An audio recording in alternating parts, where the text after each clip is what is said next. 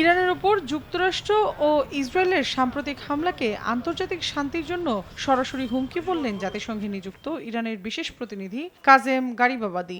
স্থানীয় সময় মঙ্গলবার নিউ ইয়র্কের জাতিসংঘ সদর দফতরে ১১০টির বেশি দেশের প্রতিনিধিদের সামনে তিনি অভিযোগ করে বলেন, আক্রমণের নেপথ্যে রয়েছে ইসরায়েলের আঞ্চলিক অস্থিরতা তৈরির ষড়যন্ত্র। এ সময় ইসরায়েলের পারমাণবিক অস্ত্র ও পশ্চিমাদের নীরবতারও কড়া সমালোচনা করেন তিনি।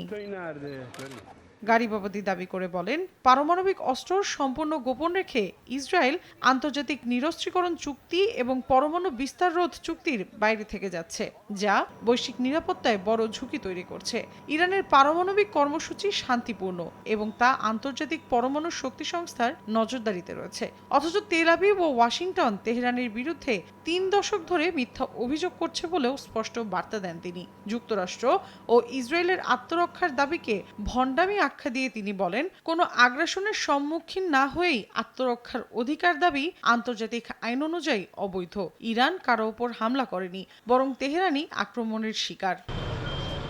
এছাড়া ইরানের উপপররাষ্ট্রমন্ত্রী আরও বলেন, যুক্তরাজ্য, ফ্রান্স, জার্মানি নিজের দায়িত্ব পালন না করে উল্টো আগ্রাসীদের পক্ষ নিয়েছে। তাদের স্ন্যাপব্যাক চালুর যেকোনো চেষ্টাই হবে স্পষ্ট বেআইনি। গারিবাবাদি আরও বলেন, এই ৩ রাষ্ট্র আগে থেকেই পরমাণু চুক্তি লঙ্ঘন করেছে। এখন তারা আগ্রাসনের সঙ্গী বলেও অভিহিত করেন গারিবাবাদি। একই দিন ইরানের আন্তর্জাতিক নিষেধাজ্ঞা পুনর্বহাল করা হলে দেশটির পারমাণবিক কর্মসূচি ঘিরে চলমান অচলাবস্থা আরও জটিল হয়ে উঠবে বলেও হুঁশিয়ারি দেন তিনি।